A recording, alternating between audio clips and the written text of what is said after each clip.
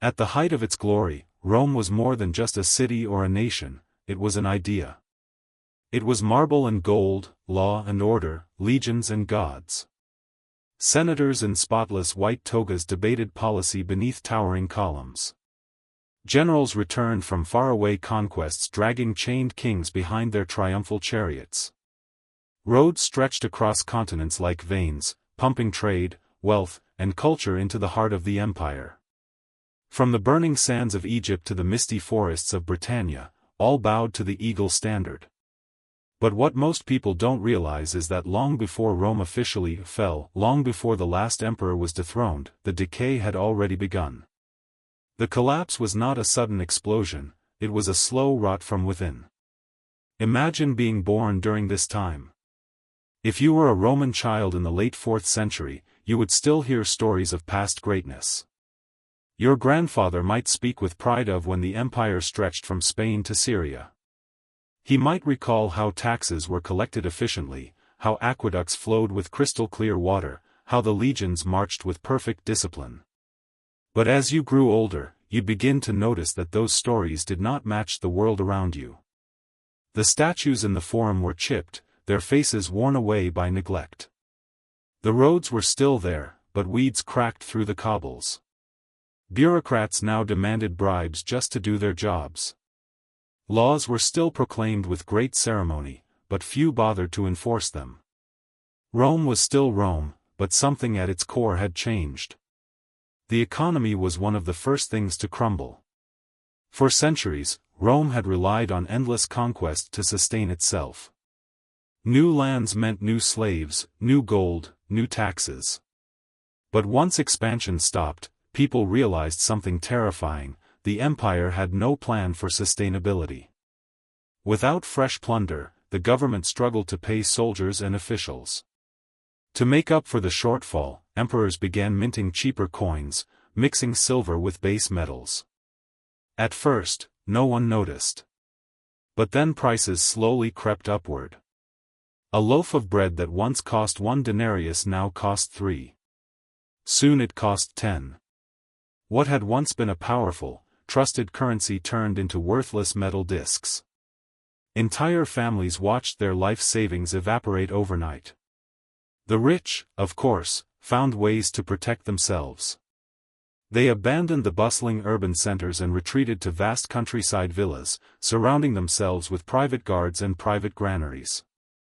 Their estates became mini-kingdoms, answering more to personal loyalty than imperial authority. Over time, senators who had once spent their lives debating in Rome now rarely even visited the capital. They sent messengers instead, issuing commands from their distant estates while sipping imported wine and listening to musicians. Meanwhile, ordinary citizens were left behind in crumbling cities, with higher taxes and fewer protections. Politics descended into chaos. Emperors no longer ruled for decades, they ruled for months. Some weren't even crowned before being assassinated. Generals would march on Rome claiming to be liberators, only to be slain by another general weeks later. The imperial throne became a revolving door of puppets and tyrants. Some emperors spent more time in brothels than councils. One reportedly painted his face with gold dust and paraded through the palace because he believed himself to be a living god. Another appointed his horse as a senator. These stories sound like jokes, but to the Romans living through it, they were nightmares. Even the common people changed. Once, Romans were known for their discipline and civic pride. They built, they fought, they endured hardship for the greater good. But centuries of comfort had softened them. Why fight in the legions when someone else could be hired to do it? Why build your own home when slaves could be forced to? Why learn a trade when the government handed out free grain? Little by little, self-reliance faded. A historian of the time wrote bitterly that the Romans could no longer endure freedom, nor slavery. They had grown dependent on a system that was slowly dying. Corruption became normal. Officials demanded bribes for even the simplest tasks, getting a permit, reporting a crime, even registering a child's birth. Tax collectors skimmed money off the top before delivering it to the treasury. Judges were openly bought. You could commit almost any crime so long as you could afford to pay someone to look the other way. Moral decay spread as quickly as economic decay. Some citizens sold their own children to pay off debts. Others abandoned elderly parents in the streets because they could no longer afford to feed them. A once proud civilization had turned into a desperate struggle for survival. Still, most people refused to believe the empire was truly collapsing. Rome had stood for 1,000 years, surely it could not fall now. Even as the walls cracked and the treasury emptied, they repeated the same phrase, "Rome is eternal." But the cracks were everywhere. Granaries were empty. Roads were unsafe. Governors acted like kings. Soldiers acted like bandits. Even the mighty aqueducts, those marvels of Roman engineering, were left unrepaired as sections collapsed, spilling precious water into dry soil. If you asked a citizen at the time who was to blame, they would point at someone else. The rich blamed the poor for being lazy. The poor blamed the rich for being greedy. Pagans blamed Christians for angering the old gods. Christians blamed pagans for resisting divine order. Others blamed barbarians, even though many of those so-called invaders had been living peacefully inside Roman borders for years. Everyone sensed that something was wrong, but no one agreed on what it was, or how to fix it. The scariest part is that most Romans did not realize they were living through the end until it was too late. Collapse does not announce itself with trumpets. It creeps. It whispers. It masquerades as normal life. One year the festivals are a little smaller. One year the taxes are a little higher. One year the soldiers look a little dirtier. Then one day you wake up and realize that the empire you were born into is no longer there. It has faded not with a bang, but with a sigh. Rome did not fall in a single moment. It decayed slowly, like a grand statue crumbling from within while still standing tall from afar. The citizens still walked past it proudly, not realizing it could collapse with the slightest push. And that moment, the moment when the illusion finally broke, was about to arrive. Rome, even in decline, was still a city of breathtaking contrasts. If you were to walk through it during the late Empire, you would first be overwhelmed by scale: towering marble temples, colossal statues of long-dead emperors, triumphal arches carved with scenes of glorious victories that few still remembered. Sunlight would bounce off white stone and gilded roofs, and for a moment, you might believe you were in a thriving civilization. But take just a few more steps into the side streets, away from the carefully maintained public landmarks, and the illusion would crack like old plaster. The smell would hit you before anything else. The great Roman sewer system, the Cloaca Maxima, had once been a marvel of engineering, praised across the empire. But by this time, maintenance was rare. Waste overflowed into the streets, mixing with rotting food, dead animals, and stagnant water. Most citizens lived in cramped apartment blocks called insulae, stacked 5 or 6 stories high, made of cheap wood and clay. Their residents used chamber pots at night and emptied them out the window each morning, often without warning. A person walking below risked more than just a splash, they risked disease. The poor lived packed shoulder to shoulder in rooms barely large enough to lie down in. Entire families slept on straw mats in dark corners, with no windows and barely any light. Rats scurried through the walls. Fleas and lice were a constant companion. Fires were common: one overturned oil lamp and the entire insula could burst into flame like dry kindling. When that happened, the wealthy watched from their balconies as hundreds of desperate residents poured into the streets, clutching whatever little they could carry. Few came to help. Fires were just part of life. But climb a few blocks uphill, toward the Palatine or Celian Hill, and the world would suddenly change. The filth gave way to marble courtyards where fountains still trickled clean water. Here, among columns and orchards, lived Rome's elite. They had private baths, private kitchens, private servants who fetched rare spices and perfumes from what trade routes still remained. While the rest of the city waited in line for watered-down porridge, the nobles dined on figs, honeyed cheese, and imported fish stored on beds of snow from distant mountains. To them, the crisis of the empire was something discussed at dinner, not something felt. Yet even within their luxury, cracks were forming.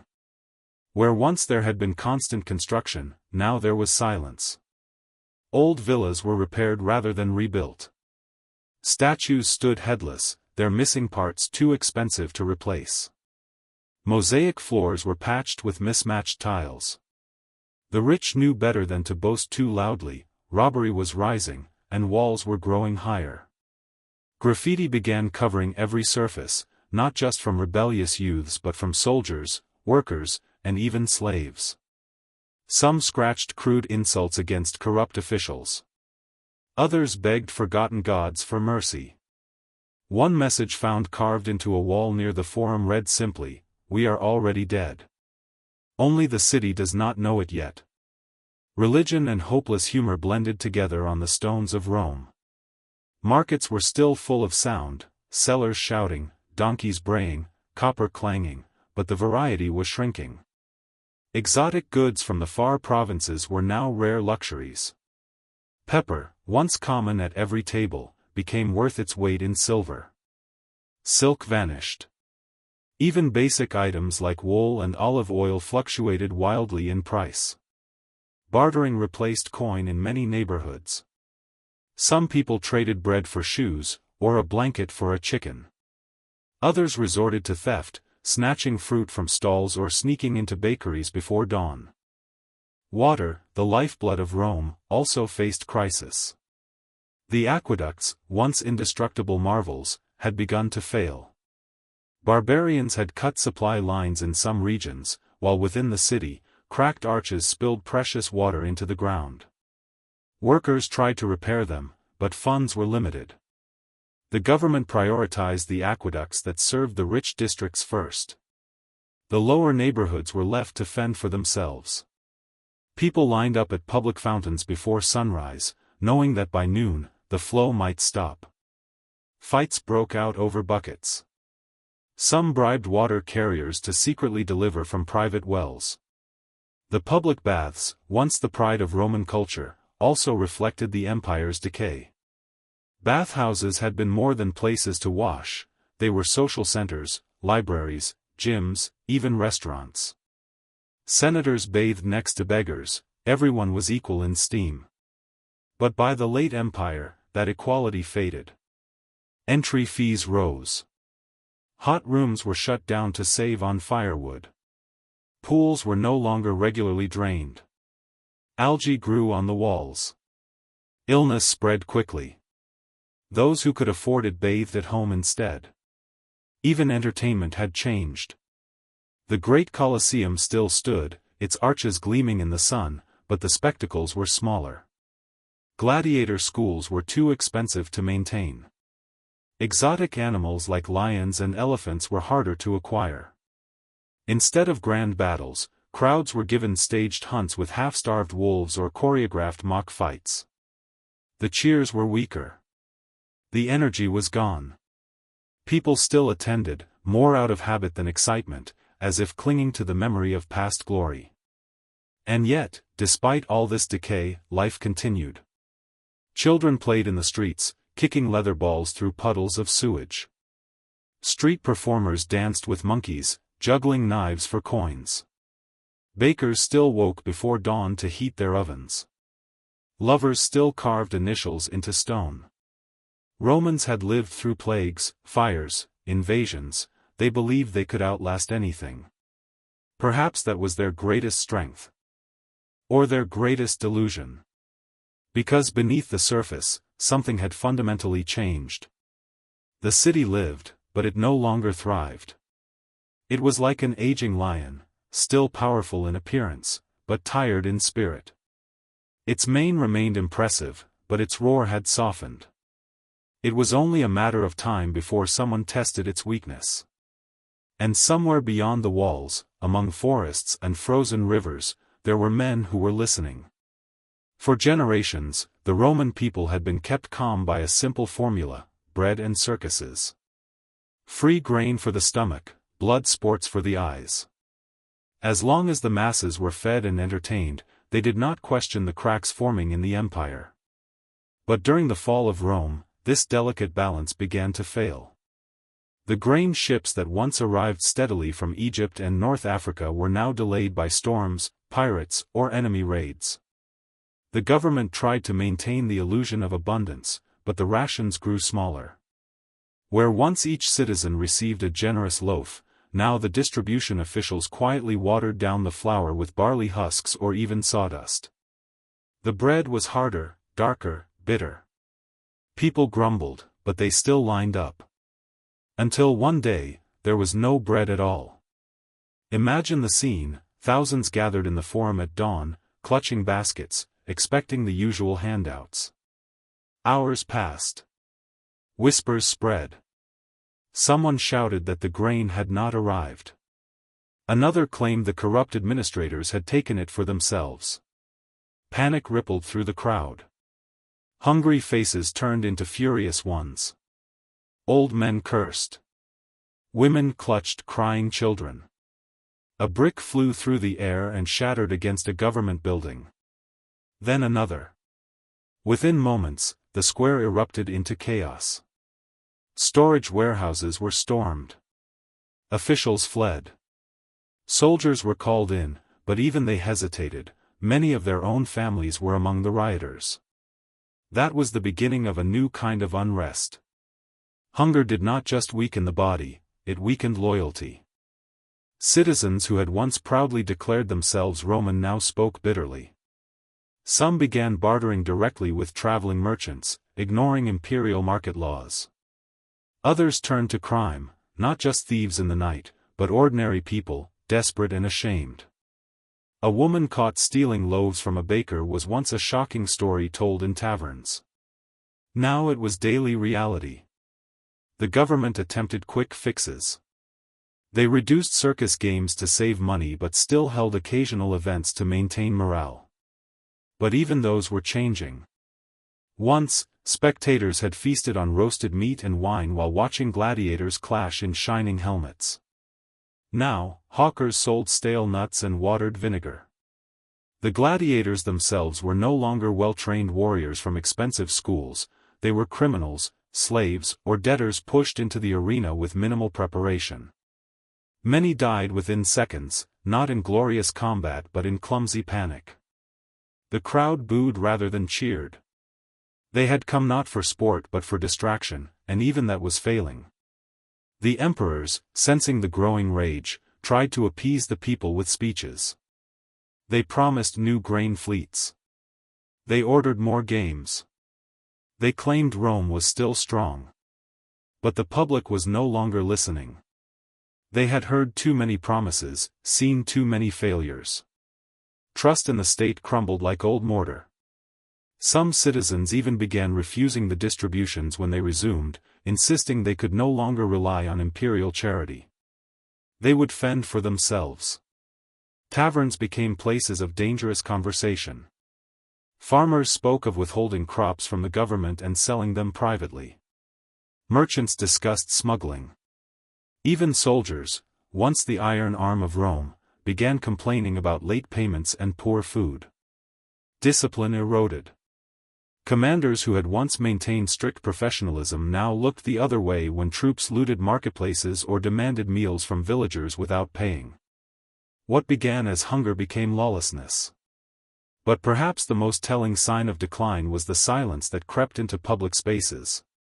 The city that had once echoed with music, laughter, and argument now carried a different sound, the sound of waiting. People stood in long queues without speaking, staring ahead, resigned. Children no longer begged for sweets at the markets because there were none.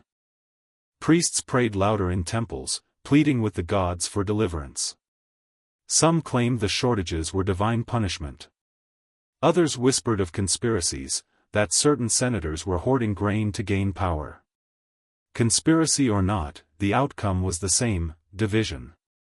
In wealthier districts, life went on almost as before. The aristocrats still hosted banquets, though smaller now. Their tables still gleamed with bronze platters. But as they reclined on cushions and listened to music, they did so in guarded tones. They could hear the restlessness beyond their walls. Some hired extra guards. Others built secret storage rooms beneath their houses. A few even began storing weapons. Not against foreign invaders, but against their own people. There were moments when the city seemed to remember its old spirit. When a shipment of grain finally arrived after months of scarcity, citizens flooded the port cheering like soldiers after a victory. Children danced. Priests blessed the docks. For a moment, Rome felt alive again. But the joy was thin. The grain was not enough. The cheering faded within hours, replaced by the familiar tension of scarcity. What made this decline so tragic was that no single event caused it. There was no grand speech declaring the end of bread rations. No final gladiator match announcing the close of the arena. It was a slow dimming. A festival cancelled here. A ration reduced there. The drums of the circus beat softer. The ovens of the bakeries burned colder. Rome did not collapse from starvation in one dramatic moment. It starved slowly, quietly, like a feast that forgot it had guests. And when hunger becomes normal, desperation becomes acceptable. That is when people start choosing survival over loyalty. And that is when empires truly begin to fall, from the inside out. There was a time when the very sight of a Roman legion was enough to make entire kingdoms surrender without a fight. The soldiers marched in perfect formation, shields gleaming in the sun, discipline radiating from every synchronized step. They were not merely fighters, they were symbols of order.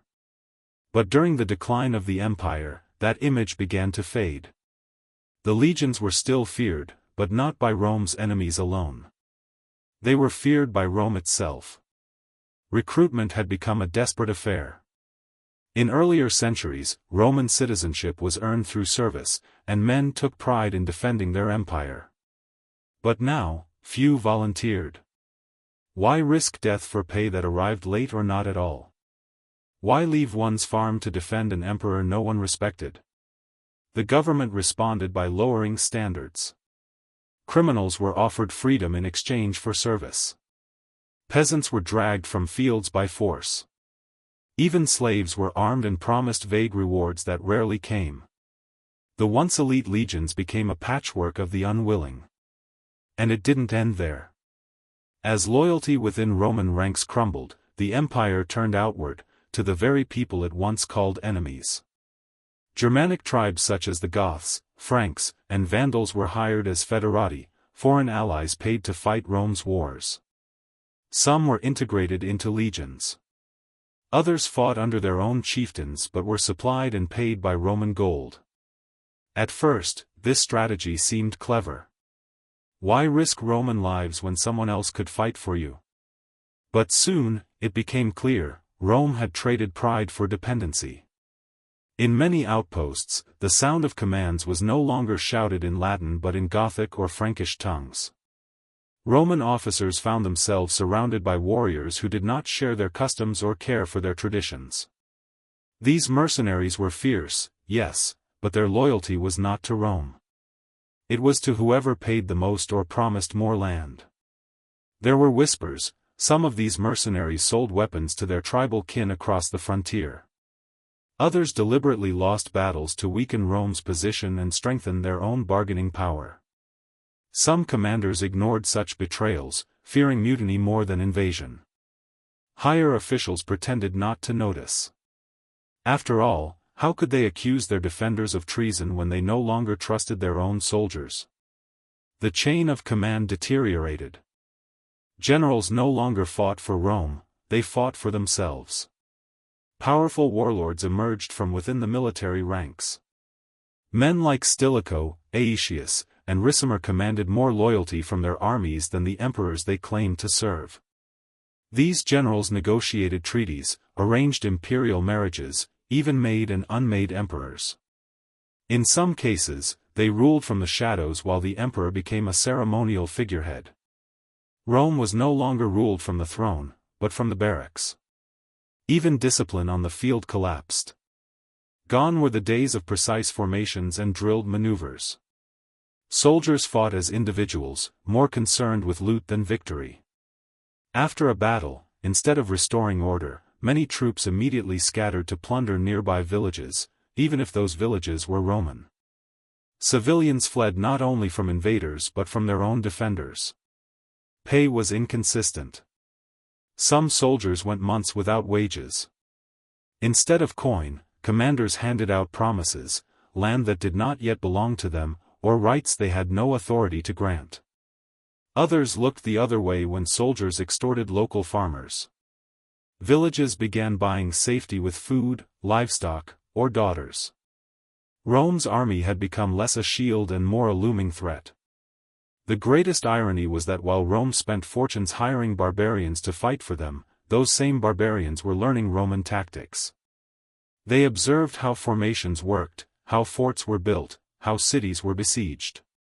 The very training Rome provided would later be used against it. A Goth who once guarded the border might return a year later leading an invasion force, now with first-hand knowledge of Roman weaknesses. Not all Roman soldiers were corrupt or incompetent, many still believed in honor. But even they grew weary. Imagine standing at a frontier post, watching the horizon for enemies who might be your comrades tomorrow. Imagine defending a village from raiders only to learn that your own commanders were negotiating with the raiders behind your back. Imagine spilling blood for an empire that could barely feed you. Morale was fragile. One defeat could shatter it completely. And defeats were becoming more common. There were moments where the military machine faltered in ways unthinkable to earlier generations. At the Battle of Adrianople in 378 AD, the Romans faced a coalition of Gothic warriors. Confident in their superiority, they charged, as they always had. But the Goths fought not as scattered tribes but as disciplined ranks, bolstered by cavalry Rome had underestimated. The Roman army broke. Emperor Valens himself was either slain or burned alive while hiding in a farmhouse. It was the kind of loss Rome had not seen in centuries. It sent a clear message across the world: the legions were no longer invincible. Word spread faster than any messenger. Tribes that had once hesitated to challenge Rome began testing their strength. Small skirmishes turned into raids. Raids turned into migrations. Entire tribes crossed borders not as invaders but as settlers, demanding land instead of plunder. Rome, lacking the force to push them back, agreed. So the empire did not fall with a dramatic clash of civilizations, it was slowly taken apart deal by deal, treaty by treaty, compromise by compromise. Soldiers became landlords. Generals became kings. The line between Roman and barbarian blurred until it barely existed. And yet, some Romans still clung to pride. They told themselves that these hired warriors were still servants of Rome. They believed they were in control. But in truth, Rome was becoming a guest in its own army. The eagle standard still fluttered. The drums still beat. But behind the bronze armor and crimson cloaks, the spirit that had once forged an empire was gone. The legions marched, but not for Rome. They marched simply because they had been paid to. And one day, even the gold would run out. For centuries, Romans spoke of barbarians, as if they were a distant menace beyond the empire's borders, wild men covered in fur, snarling with axes in hand, lurking in frozen forests waiting to strike civilization. But by the time Rome was collapsing, that image was already outdated. The barbarians were no longer simply outside the gates. Many were already inside, walking the streets, serving in the army, trading in the markets, even sitting in political offices. The line between Roman and barbarian had blurred so gradually that few realized it had vanished. If you stood at a city gate during the late Empire, you would see long caravans of Gothic families entering Rome's territory. Not as raiders, but as refugees. They came with ox-drawn carts, their elderly wrapped in furs, their children clutching wooden toys. Famine and pressure from other tribes had forced them to seek safety. They begged to be allowed into Rome, promising loyalty in exchange for land. Roman officials agreed, but under strict conditions. They were to settle in designated areas, farm the land, and provide soldiers when needed. It sounded like a reasonable deal. In reality, it was a slow absorption of the empire by a foreign people. These settlers did not see themselves as conquerors. They saw themselves as survivors. They were willing to adopt Roman customs. Many learned Latin, wore tunics instead of hides, even adopted Roman gods or converted to Christianity. But while they lived within the empire, they never truly felt Roman. The locals saw them as outsiders, no matter how obedient they were. Roman landlords took advantage of them, paying them less for crops, cheating them in contracts, even enslaving their children under false charges. Laws meant to regulate their treatment were ignored. Resentment grew quietly, like embers beneath ash. Some of these so-called barbarians rose through the ranks of Rome's military. They proved themselves fierce fighters. Before long, they were no longer mere foot soldiers, they became officers, commanders, even bodyguards to emperors. In imperial halls, one could hear Gothic and Frankish accents among the clinking cups of banquets. Some Roman nobles were uneasy, whispering that wolves had been invited into the sheepfold. But others welcomed them eagerly, seeing them as useful tools in their political games. They hired barbarian warlords to eliminate rivals. They forged alliances through marriage. Soon, powerful Gothic leaders attended Roman councils as equals. Yet despite this growing unity on the surface, distrust lingered. Old Romans muttered that these newcomers lacked true loyalty. The barbarians, in turn, believed the Romans were arrogant and treacherous.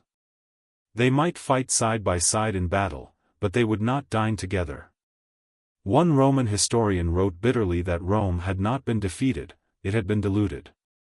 Then came the moment when this fragile coexistence fractured. A Roman general, fearing the growing strength of a Gothic faction within the empire, tried to disarm them. He sent orders demanding they hand over their weapons for inspection. For a moment, there was silence. Then the response came, not in words, but in steel. The Goths refused. They gathered in open fields, shields locked, ready for war. Rome was stunned. How could its own allies defy it so boldly? But this was no longer a nation of outsiders. This was an army that had marched, eaten, and bled alongside Rome for years. And now, for the first time, they had turned. The empire scrambled to contain the revolt, but its legions were stretched thin. Some Roman commanders hesitated to fight, uncertain whether their own troops, many of whom were part barbarian, would remain loyal. Skirmishes broke out across provinces. Villages burned. Farmers fled their fields. Roads once guarded by Roman patrols were now roamed by groups of Gothic horsemen. They did not rampage like savage invaders. They moved like men reclaiming what they believed they were owed. This was not a simple invasion. It was a transformation. For every barbarian warrior with a spear, there were 10 more families behind him, women baking bread in Roman ovens, children playing beneath Roman walls, elders praying in Roman churches. These people were not trying to destroy the empire. They were becoming it. Some Roman citizens began siding with them. They saw more justice in the hands of Gothic leaders than in the corrupt Roman officials who had abandoned them. In border towns, Roman peasants opened their gates willingly. Better rule by fair outsiders than by greedy insiders. What had once been unthinkable now became practical. The Roman elite panicked. They still boasted that Rome was eternal, but their actions betrayed fear. They bribed one barbarian tribe to fight another. They offered citizenship and land in exchange for peace. They even gave out titles once reserved for true Romans. A Gothic general was made master of soldiers. A Frankish chieftain became a Roman consul. The empire was no longer defending itself, it was bargaining for survival. And then came the bitter truth: Rome had not been conquered in a glorious final battle. It had been slowly inherited. The barbarians were not at the gates. They were the guards standing on the gates. They were the tax collectors at the doors. They were the farmers in the fields, the merchants in the squares, the generals in the barracks. Rome had not fallen to an enemy.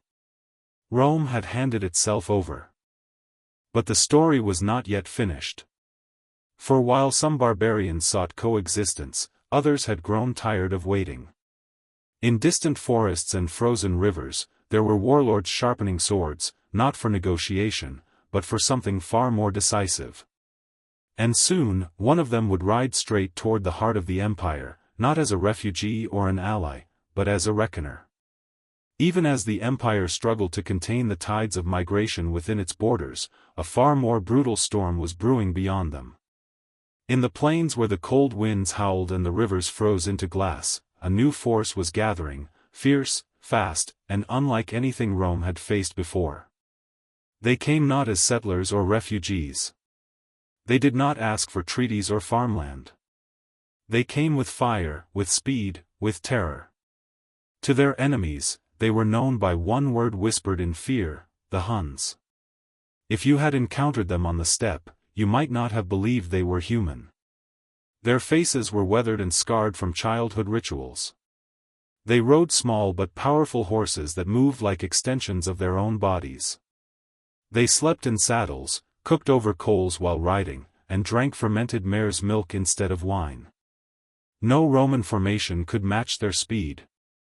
No wall could stop an enemy that appeared like smoke and vanished like mist. Unlike the Goths or Franks who had once sought coexistence, the Huns had no interest in being Roman. They did not want citizenship. They wanted gold, tribute, and submission. Cities that resisted were burned without mercy. Survivors spoke of arrows falling like rain, of villages swallowed by flames before the alarm bells could even ring. Then, from within this brutal storm rose a leader whose name would echo through history like thunder: Attila. He was not the first Hun ruler, but he was the one who united them with terrifying clarity. He saw the Roman Empire not as a mighty giant, but as a wounded beast waiting to be claimed. Others raided its borders. Attila planned to carve his name across its heart. But unlike a reckless conqueror, he did not strike immediately. First, he sent envoys to Roman courts. He demanded tribute, not as a favor, but as a right. Gold was sent to him in wagon loads. He accepted it with a smile. And then asked for more. Every coin paid to him was not a peace offering, it was a declaration of weakness.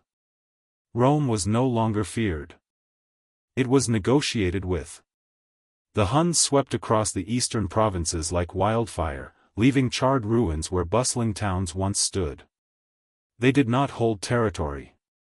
They simply moved on, faster than any army could track, as if conquest itself was beneath them.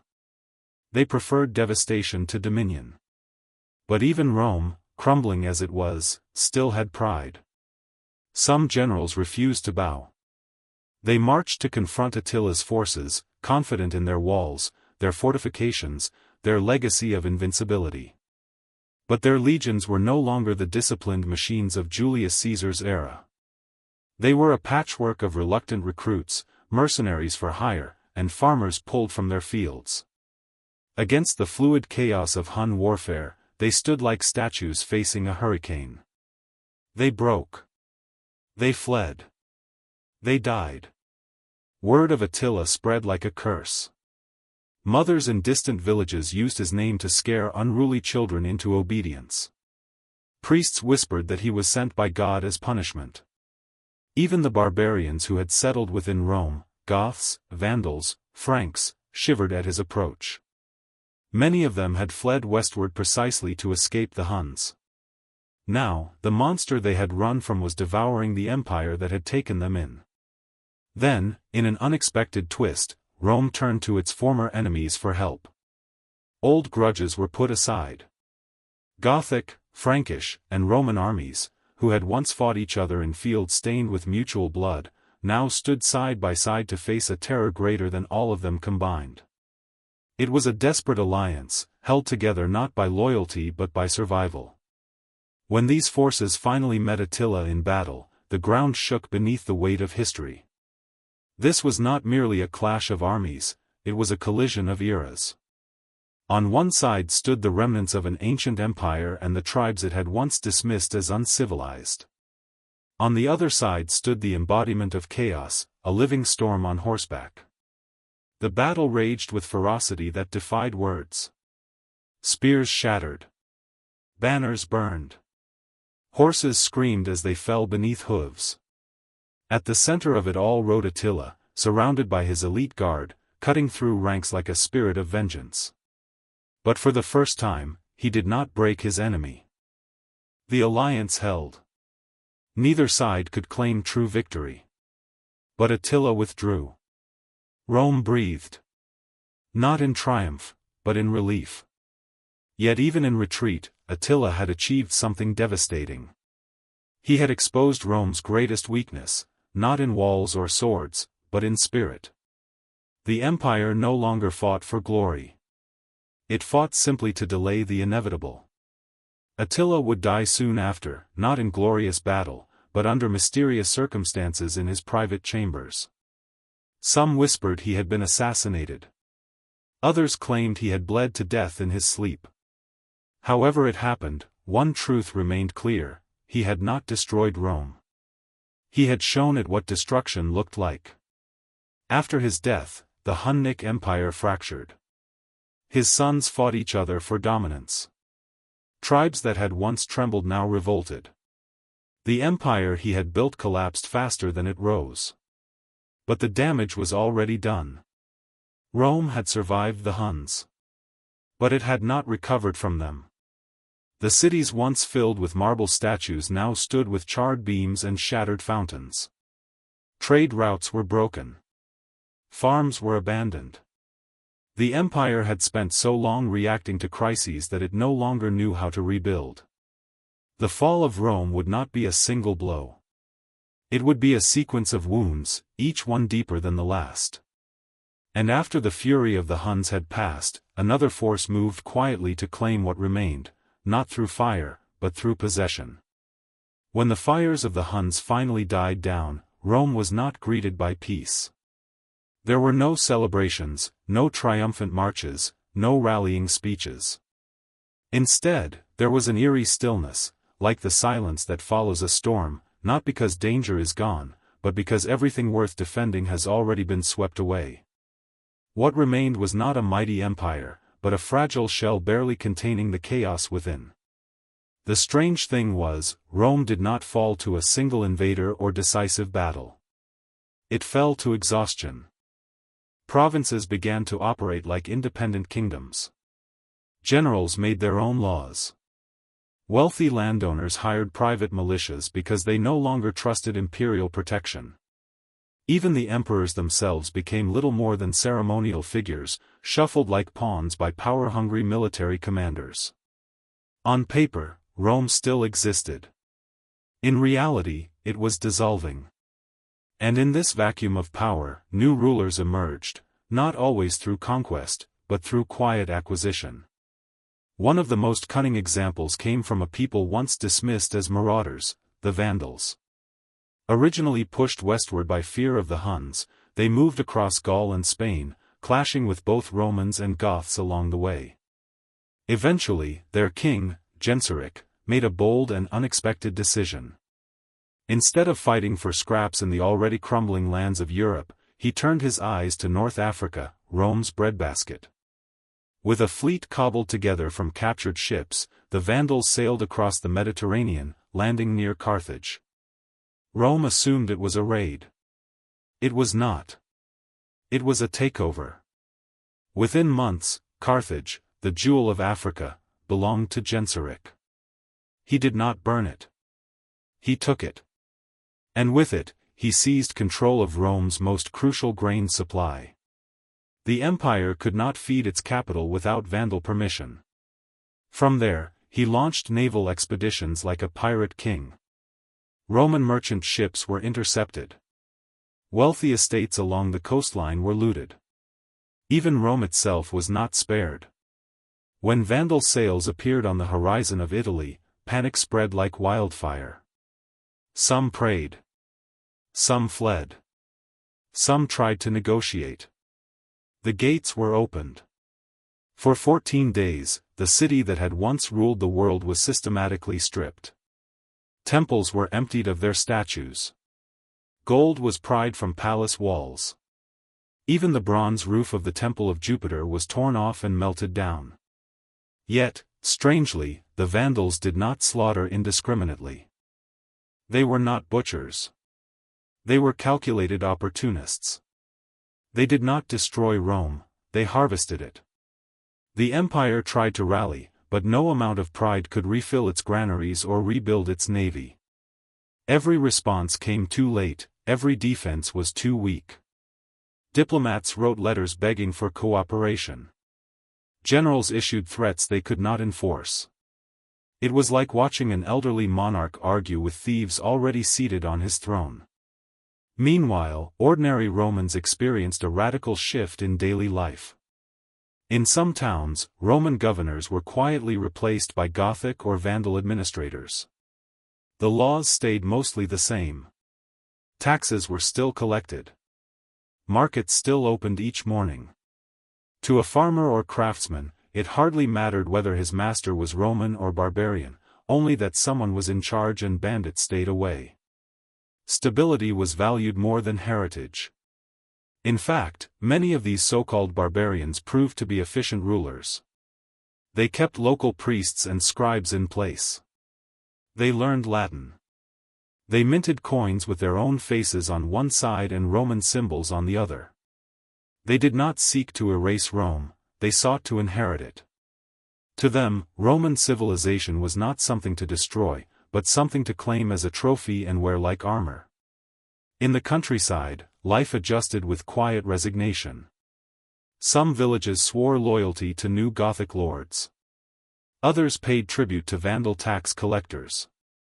Some regions in Gaul found themselves answering to Frankish chieftains who wore Roman cloaks and quoted Roman law. There were no declarations of new kingdoms. It was simply understood that Rome was no longer the one giving orders. Even the church began shifting its loyalties. Bishops who once wrote letters to emperors now wrote them to barbarian kings. Sermons spoke less of imperial glory and more of survival and humility. Christianity, once Rome's unifying spiritual force, became a bridge between ruler and ruled. Some barbarian leaders converted to avoid rebellion. Others stayed pagan but tolerated priests for the sake of peace. Religion was no longer a weapon, it was a diplomatic tool. But beneath the surface of cooperation lay an uncomfortable truth: Rome had lost control not through force, but through dependence. It had relied on barbarian soldiers to defend its borders. It had relied on provincial governors to enforce law. It had relied on mercenaries to collect debts. And when those soldiers, governors, and mercenaries stopped answering to Rome, nothing was left to enforce obedience. The empire had become a name without muscle. And so, in one of history's quietest revolutions, Rome faded, not with a grand defeat, but with a changing of uniforms. Its palaces filled with foreign kings. Its legions swore new oaths. Its cities continued living, but under new banners. The world had not ended. It had simply stopped being Roman. And yet, the final act had not yet been written. For amidst all these shifting powers, there remained one last emperor, a boy whose throne would be taken not in battle, but by a man who should never have been allowed near it. By the time the Western Empire reached its final decades, the title of Emperor of Rome carried more ceremony than power.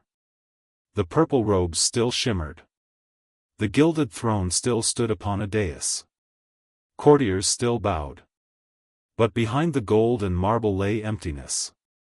Emperors were no longer rulers, they were placeholders. Puppets seated by generals who wielded the real authority. And the final emperor of the West would be the clearest symbol of this hollowed illusion. His name was Romulus Augustus, though history would later call him by a name half mocking, half poetic, Romulus Augustulus, the little Augustus. He was barely a teenager when he was crowned. Some sources say he was as young as 12. The very name Romulus was meant to invoke the mythical founder of Rome. Augustus was meant to echo its greatest emperor. Yet the boy who wore both names was not a savior of the empire. He was its funeral decoration. He never commanded an army. He never passed a law on his own. He never rode through triumphal arches to cheering crowds. He sat quietly in the imperial palace while others made decisions in his name. Those others were not senators or noble-born Romans. They were military commanders of barbarian blood. Most powerful among them was a man named Orestes, not a Roman aristocrat, but an opportunist who had risen through manipulation rather than legacy. He had once served under Attila the Hun. Now he served himself. He placed his son Romulus on the throne not to restore Rome, but to use the imperial office as a political shield. Meanwhile, the real army, the one guarding Italy, was no longer Roman by origin. It was composed primarily of Germanic mercenaries. For years they had fought loyally, expecting land in exchange for their service. But Orestes refused, unwilling to divide Italian estates among outsiders. The soldiers did not argue. They rebelled. Their leader was Odoacer, a tall, imposing warrior of mixed Syrian and Thuringian descent. Calm, strategic, patient. He was no barbaric raider. He was a professional who understood that Rome was a prize to be inherited, not destroyed. He did not storm the capital recklessly. He intercepted Orestes first, capturing and executing him. Then he marched to Ravenna, where young Romulus sat trembling behind palace doors. There were no dramatic battles. No fiery speeches. No burning towers. Odoacer simply walked into the throne room and informed the emperor his services were no longer needed. Romulus was too young to resist, too insignificant to matter. Odoacer spared his life, a rare mercy in an age of blood. He stripped him of the imperial regalia and sent him into quiet exile with a pension. Some say he became a monk. Others say he lived out his days in anonymity. The boy who was given the names of Rome's beginning became the symbol of its end. When news reached the Senate, the reaction was not outrage, it was relief. They wrote to the Eastern Emperor in Constantinople, stating plainly that the West no longer needed its own emperor. One ruler was enough for the entire Roman world, they said. A polite fiction to mask the truth, the Western throne had been abandoned. Odoacer did not crown himself emperor. He took a different title, Rex Italii, King of Italy. It was both humble and devastating. Rome was no longer an empire. It was a kingdom under a foreign king. Yet here lies the strangest part, life in Italy did not collapse. The streets did not empty. The aqueducts still delivered water. Bread was still sold in markets. Senators still debated.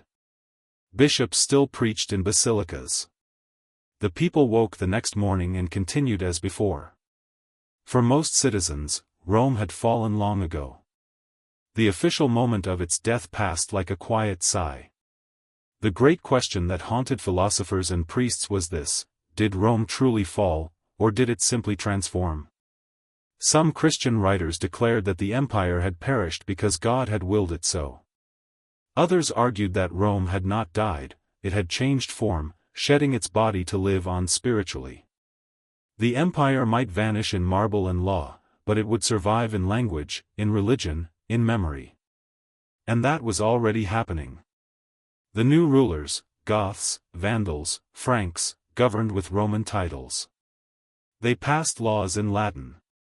They preserved Roman tax systems and used Roman scribes. Many converted to Christianity, worshipping not their old gods but the God of Rome. They wore Roman cloaks, issued Roman-style coins, even held court in Roman villas. They inherited the empire not through conquest of stone, but through conquest of identity.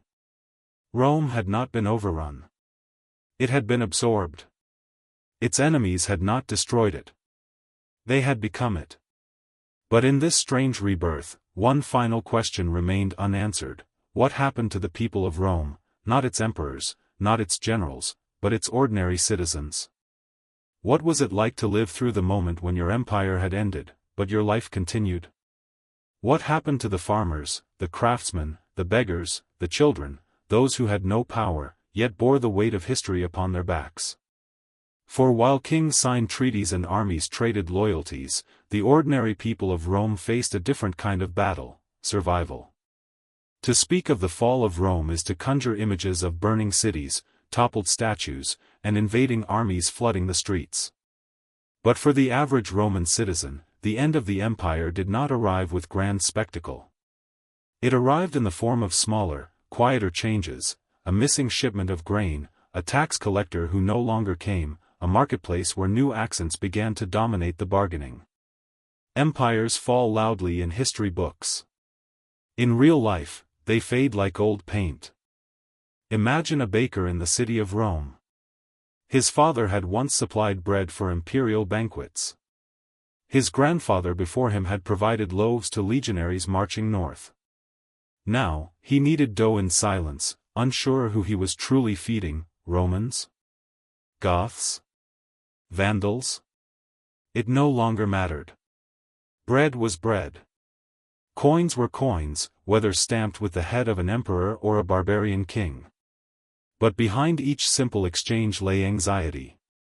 Would tomorrow bring peace? Or would foreign soldiers march through the streets and demand tribute? Markets, once centers of noise and gossip, became arenas of uncertainty. Prices fluctuated wildly. One week, olive oil was affordable. The next, it cost more than wine. Trade routes were no longer secure.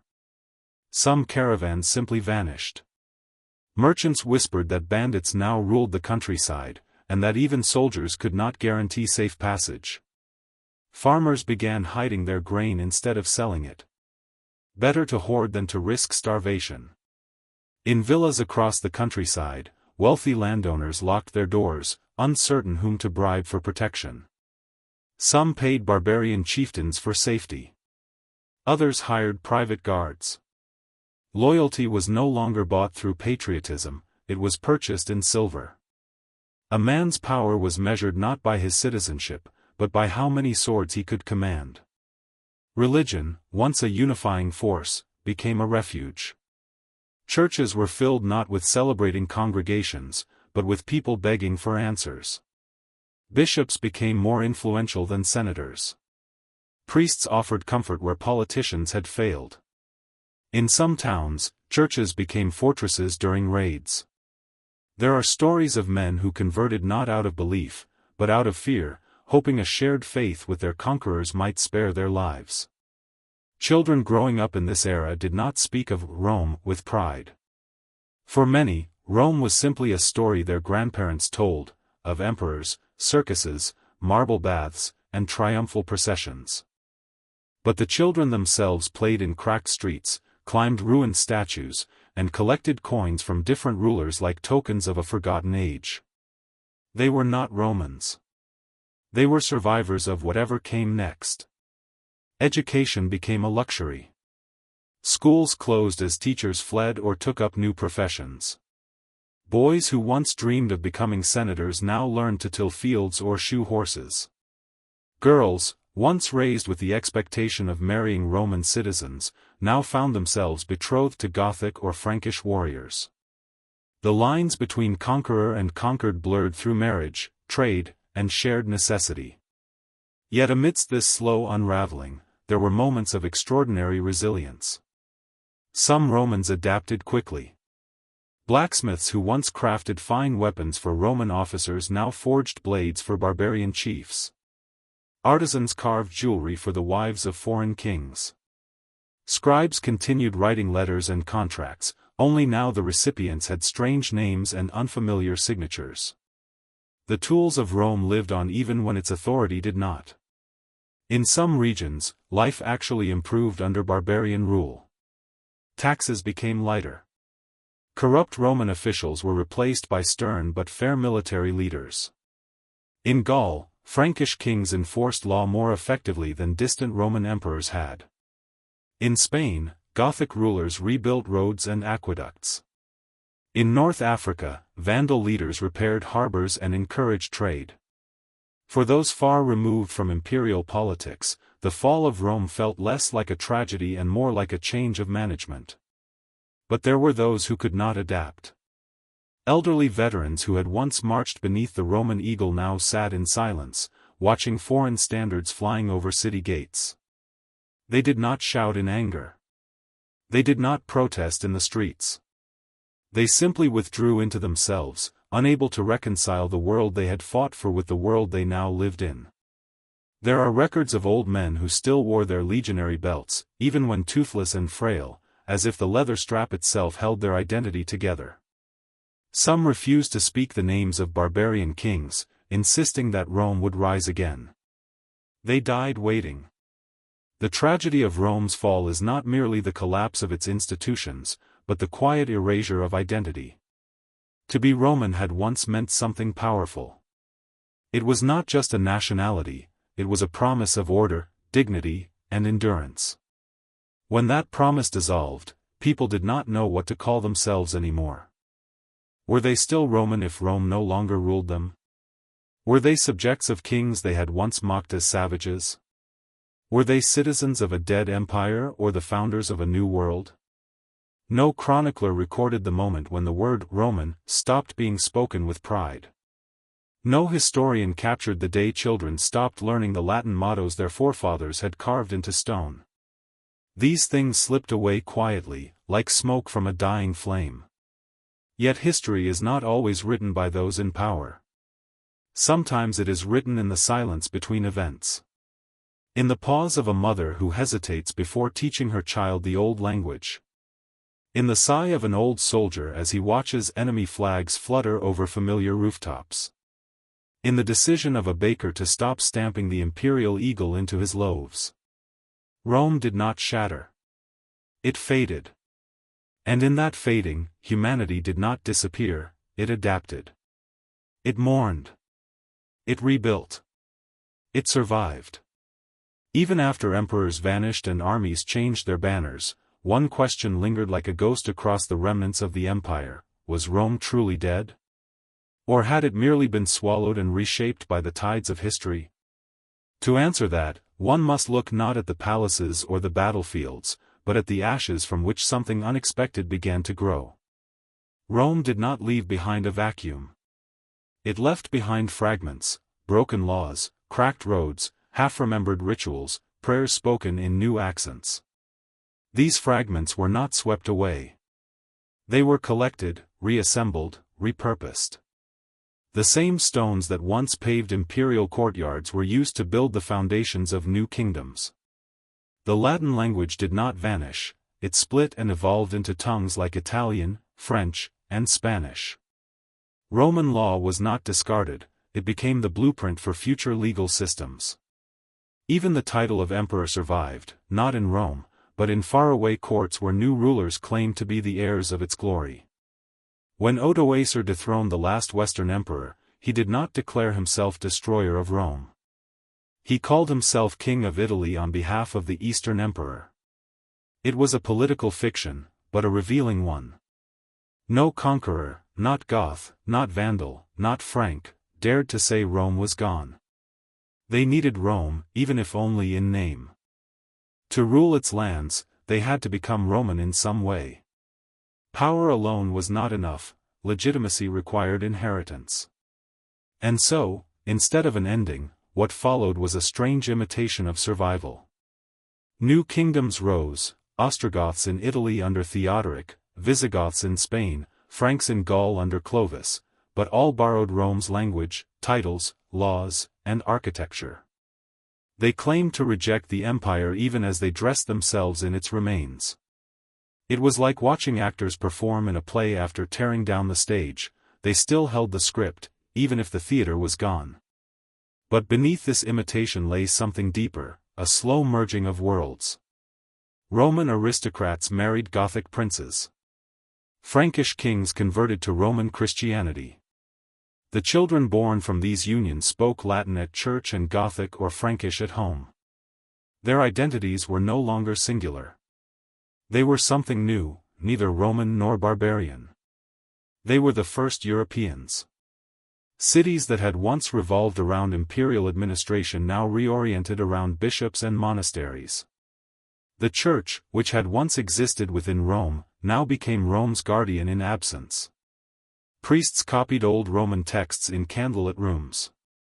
Monks preserved histories, philosophies, and laws that might have otherwise vanished. Libraries became fortresses against forgetfulness. Where emperors had failed, monks succeeded, by saving not an empire of land, but an empire of memory. Even in ruins, Rome remained a symbol. Travelers who passed by the fallen Colosseum did not see it as a relic. They saw it as a monument to something eternal. Pilgrims kissed the cracked marble of ancient churches. Rulers rode through abandoned forums as if expecting statues to rise and salute.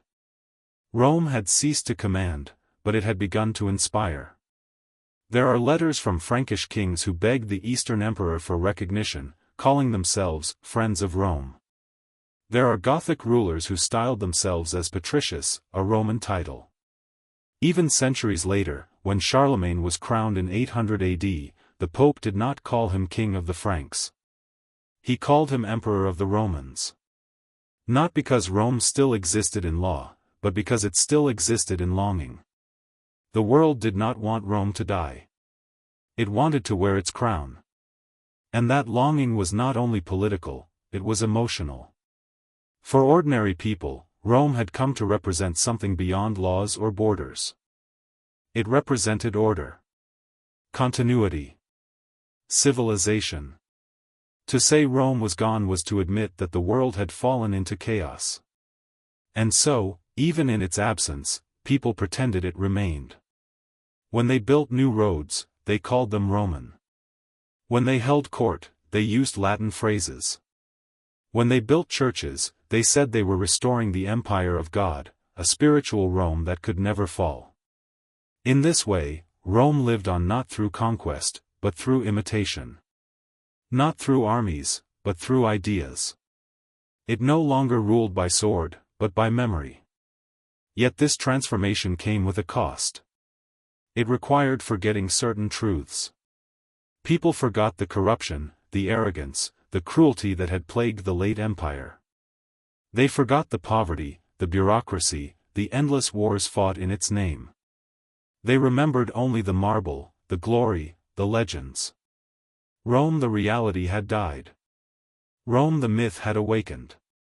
This is perhaps the most astonishing legacy of Rome, that it became more powerful in death than it had been in life. While emperors once ruled by decree, future rulers would rule by invoking their ghosts. While legions once marched with shields and spears, future armies would march beneath banners claiming descent from a vanished past. Rome had ceased to be. But it had not ceased to matter. The fall of Rome was not the collapse of civilization. It was the compost from which a new world began to grow. Stone by stone, word by word, law by law, Rome dissolved into history. And history remade itself from Rome. If you stood among the ruins of Rome in the centuries after its fall, you might be tempted to see only loss. Crumbled columns lying among weeds. Amphitheaters where gladiators once roared now echoing only with birdsong. Baths once filled with steam now silent, their mosaics cracked by vines. It would be easy to say that civilization had died here. Easy to believe that greatness is temporary, that all empires, no matter how mighty, are destined to become dust. Yet to stop there would be to misunderstand what truly happened. Rome did not simply fall. It changed form. Its body perished, but its spirit migrated. It moved from marble halls into monasteries. From senatorial debates into cathedral sermons. From imperial edicts into village customs. Its flame did not go out, it spread, carried like a torch from hand to hand, sometimes dimming, sometimes flaring, but never disappearing. The men who toppled Rome did not replace it with chaos. They inherited its bones. They learned its systems. They mimicked its authority even when they swore to despise it. They built their capitals where Roman roads still led. They crowned themselves in churches built atop Roman basilicas. They wrote their laws in Latin long after they forgot how to speak it in daily life. The so-called barbarians did not erase Rome, they became its unlikely heirs.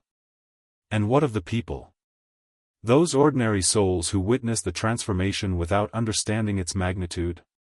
They endured. They planted new crops in fields once trampled by legions. They rebuilt homes from stones of abandoned villas. They told their children stories of emperors not as history, but as legend, stories to stiffen the spine, to promise that humanity had once reached heights beyond imagining. In their quiet resilience, Rome lived on more truly than in any emperor's decree. Perhaps that is the real lesson of Rome's fall. That greatness is not measured by how long a system survives, but by how deeply its influence burrows into human memory. Rome's armies stopped marching. Its senate stopped ruling. Its emperors stopped speaking. But its laws, its language, and its sense of identity outlived its body by centuries, by millennia. We still echo it today without realizing. Every time governance is debated, every time architecture reaches upward in arches and domes, every time a legal system invokes civic duty or public service, there is Rome whispering beneath the words. Cities still bear its names, London from Londinium, Paris from Lutetia, Cologne from Colonia. Our calendars follow Roman months. Our alphabets trace their origins to Roman inscriptions. Even our ideas of citizenship, of belonging to something larger than tribe or family, were shaped by Roman thought.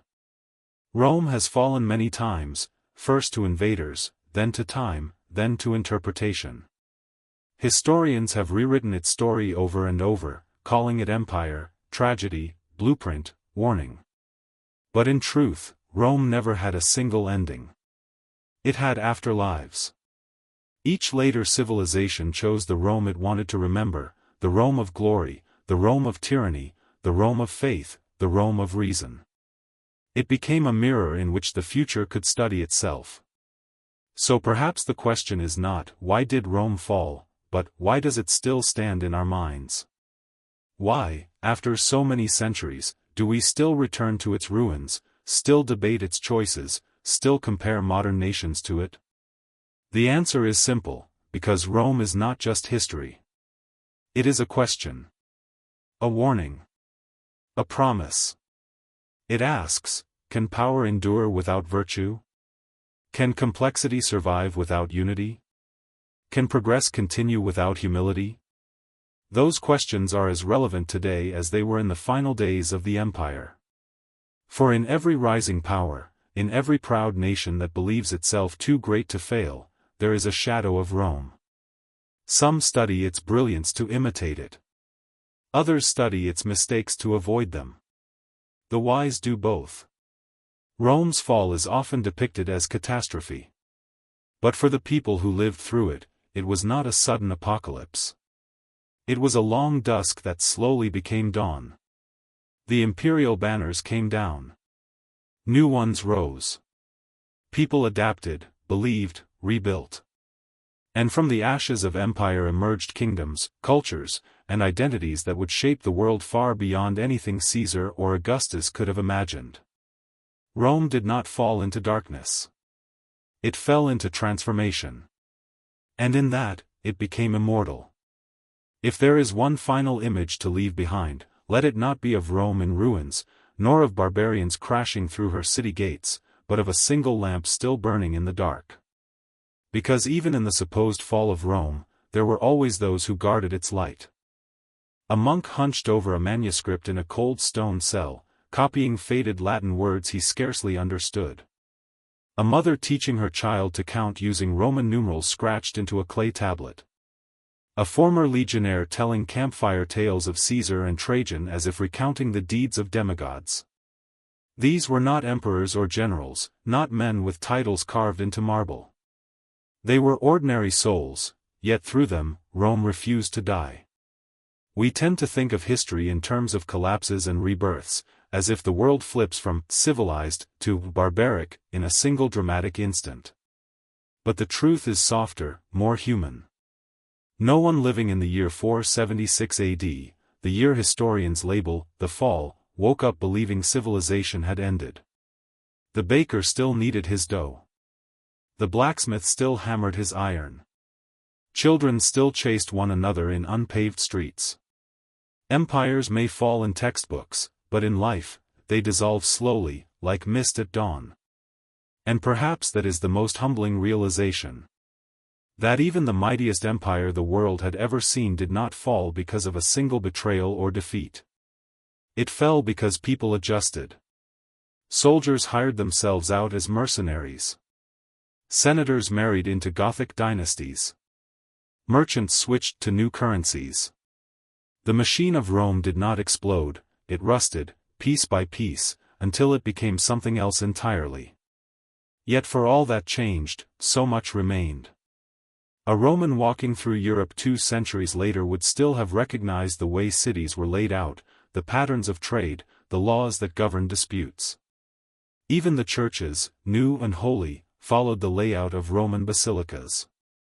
The empire vanished from maps but lingered in muscle memory. And isn't that, in its own strange way, victory? What is immortality if not influence that survives its source? Rome lives not because its walls remain strong, but because its ideas proved stronger than stone. Its fall was not an erasure, it was an integration. Its enemies became its heirs. Its monuments became foundations for new monuments. Its language dissolved, then reformed into French, Spanish, Italian, Portuguese, Romanian, not lost, just rearranged. Its dream of unity never fully disappeared. Even today, nations and unions echo its model. Even today, the world measures power by comparing it to Rome. So what do we learn from all this? Perhaps that no civilization is ever truly safe, but no civilization is ever truly gone either.